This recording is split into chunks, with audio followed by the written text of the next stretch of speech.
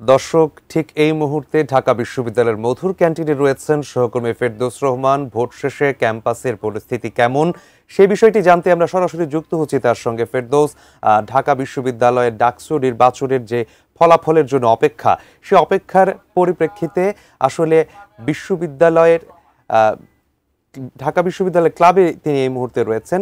ক্যাম্পাসের পরিস্থিতি আপনি কেমন দেখছেন? হল রয়েছে, সেই হলের শিক্ষার্থীরা এখানে ভোট দিয়েছেন। একটু স্ক্রিন দেখাই আপনাকে। এই চিত্র আমরা বারবারই দেখাচ্ছি যে স্ক্রিনে যেটি বলা হয়েছিল বিশ্ববিদ্যালয় নির্বাচন কমিশনের পক্ষ থেকে যে ফলাফল তারা সরাসরি ঘোষণা করবেন, সেই ফলাফল সরাসরি ঘোষণাটা আসলে আমরা অন্য জায়গায় যে অভিজ্ঞতাটি যে ফলাফল স্ক্রিনে যেটি থাকে সেটিতে সংখ্যা দেখানো হয় যে কে কতটুকু এগিয়ে আছে, কতটুকু ভোট কাস্ট হয়েছে, কিন্তু এখানে শুধুমাত্র সিসিটিভির ক্যামেরাগুলো দেখানো হচ্ছে, ফুটেজগুলো, যে সেখানে আমরা দেখতে পাচ্ছি যে ভোট গণনাটা এখনো পর্যন্ত চলছে। এখনো পর্যন্ত 8টি যে কেন্দ্র রয়েছে, 8টি কেন্দ্রের কোথাও থেকে কোনো ধরনের ফলাফল ঘোষণা করা হয়নি। সেই হিসাবে আমরা বলছি যে আমাদের মনে হচ্ছে যে এই ফলাফলটি ঘোষণা করতে ভোর হবে। তবে একটি বিষয় আমরা পেয়েছি, সেটি হচ্ছে সবগুলো কেন্দ্র থেকে শিক্ষার্থীরা বাইরে যেমন অপেক্ষা করছেন, বিভিন্ন প্যানেলের শিক্ষার্থীরা জটলা হয়ে তারা স্ক্রিনের সামনে দেখার চেষ্টা করছেন যে আসলে কি ঘটছে।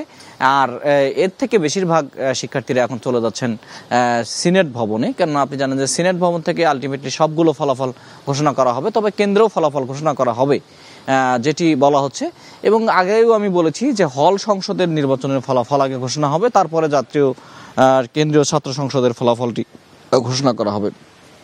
ইতিমধ্যে নানা রকম গুজব, নানা রকম খবর, নানা রকম প্রেডিকশন এগুলো আসছে, কিন্তু আসলে ঢাকা বিশ্ববিদ্যালয়ের মধ্যে আমরা যারা দায়িত্ব পালন করছি আমাদের কাছেও বিভিন্ন রকম সংবাদ আসছে, তবে সেগুলো আসলে কোনো সমর্থিত সংবাদ না হওয়ার কারণে আমরা ঠিক দর্শকদের সামনে তুলে ধরতে পারছি না। তবে ফলাফল গণনার দিকে এই যে আমরা যে কেন্দ্রটি দেখছি সেটিতে মনে হচ্ছে যে প্রায় শেষ পর্যায়ে চলে এসেছে, কিছুক্ষণের মধ্যে হয়তো ঘোষণা হবে। আমরা কিছুক্ষণ আগে টিএসসিতে ছিলাম, টিএসসিতে যিনি কেন্দ্রের দায়িত্বে রয়েছেন তিনি আমাদেরকে বের হয়ে জানিয়েছিলেন যে 1 ঘন্টার মধ্যে তারা একটা ফলাফল দিতে পারবেন, যদিও সেটিও অনেক সময় পার হয়ে গেছে। আমরা কিন্তু এক কেন্দ্র থেকে আরেক কেন্দ্রে ঘুরছি। আপনি জানেন যে 8টি কেন্দ্র, অনেক বুথ, প্রায় 80% ভোট যেহেতু কাস্ট হয়েছে, সেই ভোটার সংখ্যাও কিন্তু কম নয়।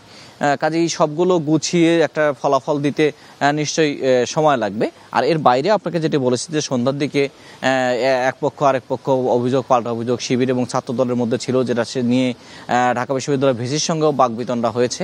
তবে ঢাকা বিশ্ববিদ্যালয় ভিসি একটা জিনিস স্পষ্ট করেছেন, সেটি হচ্ছে যে তিনি বলেছেন যে তিনি কোনো দলের পক্ষপাতিত্ব করেন না এবং তিনি কোনোভাবেই এই যে গত 11 মাস ধরে ঢাকা বিশ্ববিদ্যালয়ের কেন্দ্রীয় ছাত্র সংসদ নির্বাচনের যে প্রস্তুতিগুলো হয়েছে, যারা এগুলোতে পরিশ্রম করেছেন তাদের পরিশ্রমকে তিনি বৃথা যেতে দেবেন না। এবং তিনি বলছেন যে প্রয়োজনে সবগুলো ফলাফল ঘোষণা করে তিনি সবগুলো ভোট নিয়ে একেবারে সূক্ষ্ম যে ফলাফলটি হয়, যেটা সঠিক ফলাফল হয়, সেটি ঘোষণা করবেন। যেটি ইলেকশন ইঞ্জিনিয়ারিংয়ের কথা বলা হয়েছিল ছাত্রদলের পক্ষ থেকে, তিনি বলছেন যে কোনো ইলেকশন ইঞ্জিনিয়ারিং নয়, ঠিক ছাত্ররা যাদেরকে ভোট দেবে তারাই নির্বাচিত হবেন।